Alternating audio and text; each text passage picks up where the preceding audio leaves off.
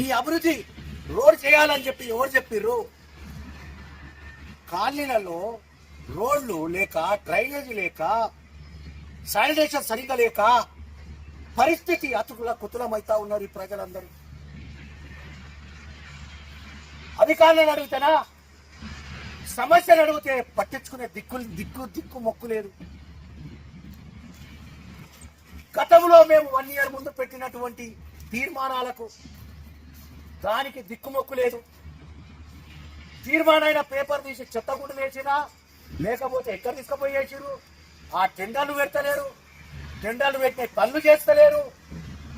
ప్రజలు అనుకుంటా ఉన్నారు, ఎప్పుడు చేస్తారు మా రోడ్, ఎప్పుడు చేస్తారు, మాకెప్పుడు వాటర్ పైప్ లైన్ వస్తుంది, మాకెప్పుడు ఈ డ్రైనేజ్ వస్తుంది, ఎదురు చూస్తూ ఉన్నారు. కళ్ళు కాయలు కాస్తా ఉన్నాయి కానీ ఆ పనులు జరుగుతలేవు.